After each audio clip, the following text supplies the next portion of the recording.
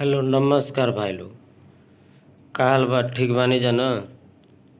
खेसारी लाल यादव जी के फैंस खातिर एगो नया खुशखबरी बा, जो कि खेसारी लाल यादव जी नया एल्बम लेके आवे वाला बाड़े, जो कि एल्बम के नाम बा सरकार चलैले बा, जो कि नया गाना बा।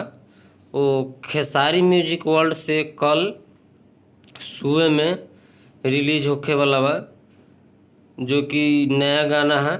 तो ये गाना के आवाज़ दिले बारे खेसारी लाल यादव जी और अंजलि भारती जी। ये गाना के लिखले बारे पवन पांडे जी और म्यूजिक है शंकर सिंह जी के। तब ये गाना के कल सुबह खेसारी म्यूजिक वर्ल्ड से सुने ला तैयार रही जा। ये गाना के गौले बारे खेसारी लाल यादव जी और अंजलि भारती जी।